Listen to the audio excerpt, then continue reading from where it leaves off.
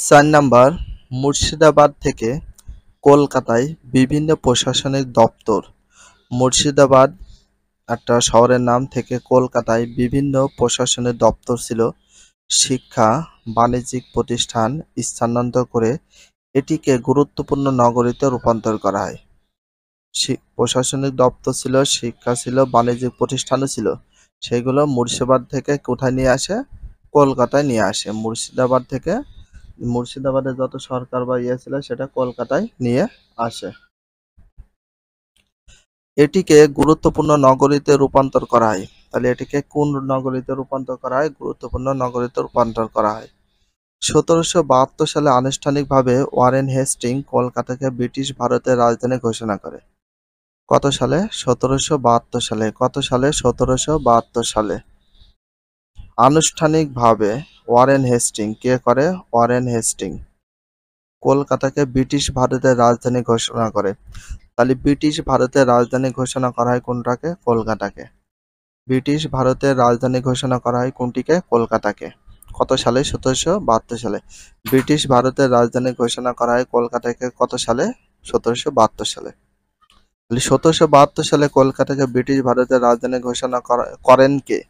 আনুষ্ঠানিকভাবে Warren Hastings. এটা very very important, best of important, দেখে রাখবা। তবে কোম্পানির শাসনামল লর্ড উইলিয়াম বেন্টিং। তাহলে কোম্পানির শাসন আমলে, মানে কোম্পানি যখন শাসন করে সে আমলে লর্ড উইলিয়াম বেন্টিং ও লর্ড হার্ডিংস এদেশে শিক্ষা বিস্তার সহ আধুনিক জ্ঞান বিজ্ঞান চর্চার সূচনা করে। তাহলে এই যে এখানে দেখো, এদেশে শিক্ষা বিস্তার সহ আধুনিক জ্ঞান বিজ্ঞান চর্চার সূচনা করেন কে?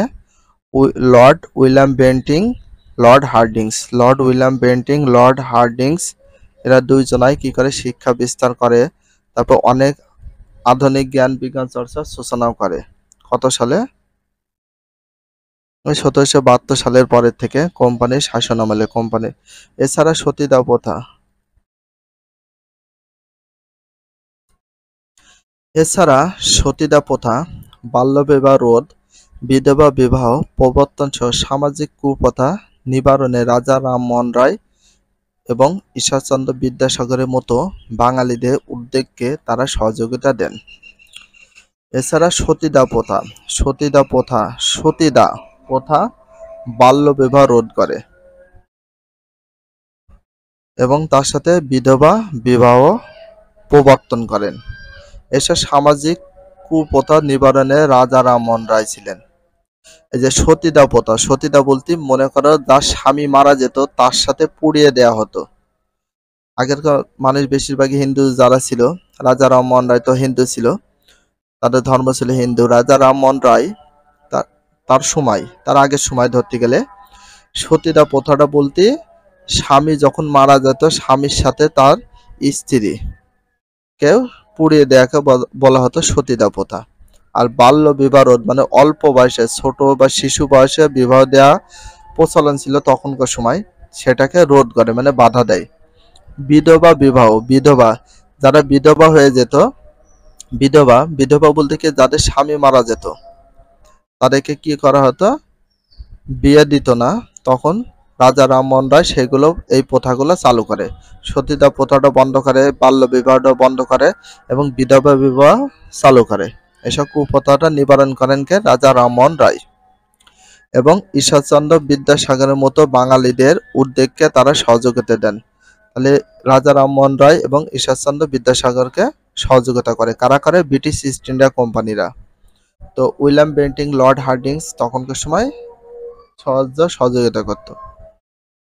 এভাবে দেশে একটি নতুন শিক্ষিত শ্রেণী ও নাগরিক সমাজ গড়ে উঠলেও বৃহত্তর বাঙালি সমাজ ইংরেজ কোম্পানির শাসনে প্রকৃতপক্ষে শোষিত হয়েছে। British East India Company Bangla, Bihar, Orissa দখল পেয়েই ক্ষান্ত ছিল না। British East India Company Bangla, Bihar আর উড়িষ্যার দখল পেয়ে ক্ষান্ত ছিল না। দিল্লিতে সম্রাট আওরঙ্গজেবের মৃত্যুর পর মুঘল সম্রাট বিভিন্ন সংকট দেখা দেয়। মানে British East India Company Bangla দখল করে, বিহারও দখল করে, উড়িষ্যার তিনটা রাষ্ট্র দখল করে নেয়, তারপরও তারা ক্ষান্ত ছিল না। তারা আরও রাষ্ট্র দখল করার প্ল্যান করে। দিল্লির সম্রাট ছিল আওরঙ্গজেব। তার মৃত্যুর পর মুঘল সাম্রাজ্যে বিভিন্ন সংকট দেখা দেয়। সাম্রাজ্যের বিভিন্ন স্থানে ছোট বড় নবাব, দেশীয় রাজারা মাথাচড়া দিয়ে ওঠে। ছোট বড় যত নবাব ছিল, দেশীয় রাজারা মাথাচড়া দিয়ে ওঠে যখন মারা যায় আওরঙ্গজেব। এর ফলে দিল্লির মসনদ দুর্বল হয়ে পড়ে। দিল্লির যে মসনদ ছিল সেটাও দুর্বল হয়ে পড়ে। এর সুযোগে কোম্পানির সেনাবাহিনী, কোম্পানি মানে east India, British East India কোম্পানির যে সেনাবাহিনীরা নানা দিকে আধিপত্য বিস্তার করতে শুরু করে। আধিপত্য বলতে কি বোঝানো হয়েছে? সেখানে অধিকার আদায় করতে শুরু করে দেয় চারিদিকে। 1857 সালে কোম্পানি শাসনে প্রায় 100 বছর পরে, 1857 সালে, কত সালে? 1857 সালে কোম্পানি শাসনের প্রায় 100 বছর পরে, কত বছর পরে? কোম্পানি শাসন করে 100 বছর, তার 100 বছর পরে ইংরেজ অধ্যুষিত ভারতে বিভিন্ন ব্যারাকে সিপাহীদের মধ্যে বিদ্রোহ ছড়িয়ে পড়ে। 100 বছর পরে হয় এটা, 1857 সালে। 1857 সালে কোম্পানি শাসনে প্রায় 100 বছর পরে। কিন্তু উন্নত অস্ত্র ও দক্ষ সেনাবাহিনীর সাথে চাতুর্য ও নিষ্ঠুরতা যোগ ঘটিয়ে ইংরেজরা এই বিদ্রোহ দমন করে। ইংরেজরা তখন এই বিদ্রোহটা দমন করে। উন্নত অস্ত্র ছিল আর দক্ষ সেনাবাহিনী নিয়ে ইংরেজরা বিদ্রোহ দমন করে দেয়। এরপর 1858 সালের 2 আগস্ট ব্রিটিশ পার্লামেন্টে ভারত শাসন আইন পাশ হয়। তাহলে ভারত শাসন আইন পাশ হয় কত সালে, কত তারিখে? 1857 সালে। এটা ভেরি ভেরি ইম্পর্টেন্স, দেখে রাখবা। আমরা যেগুলো ইম্পর্টেন্ট লাইন দেখে দিচ্ছি, আর কিভাবে প্রশ্ন করে পড়তে হবে সেটা তো শেখানো হয়। তাহলে কত সালে পার্লামেন্টে ভারত শাসন আইন পাশ হয়? 1858 সালে 2 আগস্ট। 1858 সালে 2 আগস্ট ব্রিটিশ পার্লামেন্টে ভারত শাসন আইন পাশ হয় কত সালে? 1858 সালে 2 আগস্ট, যার মধ্য দিয়ে ইস্ট ইন্ডিয়া কোম্পানি শাসনে অবসান ঘটে। তাহলে 1858 সালের মধ্যে দিয়ে বা 1858 সালে 2 আগস্টে ইস্ট ইন্ডিয়া কোম্পানির শাসনে অবসান ঘটে যায়। ব্রিটিশ সরকার সরাসরি ভারতের শাসনভার নিজ হাতে গ্রহণ করে। ব্রিটিশ সরকার কি করে? সরাসরি ভারতের শাসন যে ভার ছিল সেটা নিজ হাতে গ্রহণ করে। ভারত শাসন আইনের ফলে ব্রিটিশ মন্ত্রিসভা কর্তৃক একজন মন্ত্রীকে ভারত সচিব পদে secretary of state of India, secretary state of India মনোনীত করা হয়, যিনি 15 সদস্য বিশিষ্ট পরামর্শক সভা কাউন্সিলের মাধ্যমে। কত বিশিষ্ট পরামর্শক সভা ছিল? 15 সদস্য বিশিষ্ট। এই 15 সদস্য বিশিষ্ট পরামর্শক সভা হয় কাউন্সিলের মাধ্যমে ভারত শাসনের ব্যবস্থা করবেন। তাহলে কত সদস্য বিশিষ্ট মাধ্যমে? 15 সদস্য বিশিষ্টর মাধ্যমে তখন তারা সিদ্ধান্ত নেয় যে কিভাবে শাসন ব্যবস্থা গ্রহণ করতে হবে সেই বিষয় নিয়ে আলোচনা করবে। এই আইন অনুসারে গভর্নর জেনারেলকে ভাইসরয় বা ব্রিটিশ রাজ প্রতিনিধি নামে অভিহিত করা হয়।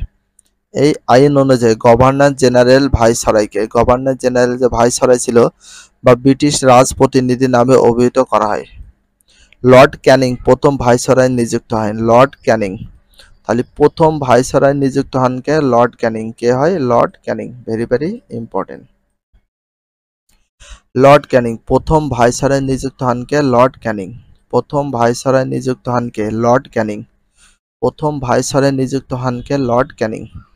এভাবেই ব্রিটিশ সরকার ভারতবর্ষের ওপর তাদের নিয়ন্ত্রণ প্রতিষ্ঠা করে। তখন ব্রিটিশ সরকার ভারতবর্ষের ওপর তাদের নিয়ন্ত্রণ প্রতিষ্ঠা করে। তাহলে প্রথম ভাইসরয় নিযুক্ত হন কে? লর্ড ক্যানিং। লর্ড ক্যানিং কি হয়? লর্ড ক্যানিং প্রথম ভাইসরয় নিযুক্ত হন।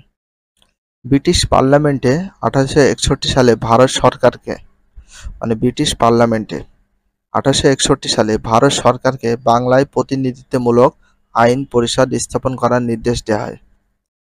তাহলে ব্রিটিশ পার্লামেন্টে কত তারিখে? ব্রিটিশ পার্লামেন্টে, তাহলে ব্রিটিশ পার্লামেন্টে কত তারিখে? ব্রিটিশ পার্লামেন্টে ভারত সরকারকে বাংলায় প্রতিনিধিত্বমূলক আইন পরিষদ স্থাপন করে নির্দেশ দেওয়া হয়। বঙ্গীয় মানে বাংলায় আইন পরিষদ, আইন যে পরিষদ, আইন যেখানে প্রতিস্থাপন করা হয়, তো আইন পরিষদ প্রতিষ্ঠার ঘোষণাও দেওয়া হয়। 1862 সালে 1 ফেব্রুয়ারি থেকে বঙ্গীয় আইন পরিষদের কার্যক্রম শুরু হয়। তাহলে বঙ্গীয় আইন পরিষদের কার্যক্রম শুরু হয় কত সালে, কত তারিখ থেকে? 1862 সালের 1 ফেব্রুয়ারি থেকে। 1862 সাল থেকে 1 ফেব্রুয়ারি থেকে বঙ্গীয় আইন পরিষদ শুরু হয়, কার্যক্রম শুরু হয়। বঙ্গীয় আইন পরিষদ মানে বাংলার আইন পরিষদ কার্যক্রমটা শুরু হয়ে যায়। এর সদস্য প্রথমে 12 জন ছিল। বঙ্গীয় আইন পরিষদের সদস্য ছিল কয়জন? প্রথমে 12 জন ছিল। আর 1892 সালে 21 জন করা হয়। 1892 সালে কতজন করা হয়? 21 জন। 1862 সালে সদস্য ছিল 12 জন বঙ্গীয় আইন পরিষদে, আর 1892 সালে বঙ্গীয় আইন পরিষদের সদস্য তৈরি করা হয় কতজন? 21 জনকে। শুরুতে এই সদস্য ভোটে নির্বাচিত হওয়ার বিধান ছিল না। পরে ভোটে নির্বাচিত গণপ্রতিনিধিদের দ্বারা গণতান্ত্রিক প্রতিষ্ঠান হিসাবে এটি গড়ে ওঠে এবং এ ধারায় বাংলা সহ সারা ভারতে প্রচলিত হয়। তবে আইন পরিষদের উপর ব্রিটিশ শাসকদের কর্তৃত্ব ঠিকই বহাল ছিল। কি ছিল? বহাল ছিল। ব্রিটিশ শাসনকালে 1858 থেকে 1947, ব্রিটিশ শাসনকালে মানে ব্রিটিশরা শাসন করে 1858 থেকে 1947 সালে পর্যন্ত। ব্রিটিশ শাসনকাল চলে 1858 থেকে 1947 পর্যন্ত। বাংলার সমাজে সংখ্যাগরিষ্ঠ অংশ ছিল কৃষক। তাহলে বাংলার সমাজে সংখ্যাগরিষ্ঠ অংশ ছিল কৃষক, কৃষকরা সবচেয়ে বেশি ছিল। অন্যদিকে মুষ্টিমেয় জমিদার ছিল সুবিধাপ্রাপ্ত শ্রেণী। সমাজে কুটির বলতে ঘর, ক্ষুদ্র শিল্পের সঙ্গে জড়িত মানুষের সংখ্যা যথেষ্ট ছিল না। বস্তুত ব্রিটিশ শাসনে বাংলার অর্থনীতি মেরুদণ্ড কৃষি এককালে সমৃদ্ধ তাঁত শিল্প ধ্বংস দ্বার প্রান্তে পৌঁছায়। তাহলে বাংলার অর্থনীতি মেরুদণ্ড ছিল কোনটা বলে দেন? কৃষি। বাংলার যে অর্থনীতি, টাকা পয়সা, ব্রিটিশ শাসনের সময় বাংলার অর্থনীতি মেরুদণ্ড ছিল কৃষি। এটা very very important, best of important দেখে রাখবা। এককালে সমৃদ্ধ তাঁত শিল্পটা ধ্বংস হয়ে যায়। বাংলার বণিক গোষ্ঠী তেমন সংগঠিত ছিল না শিল্পেও।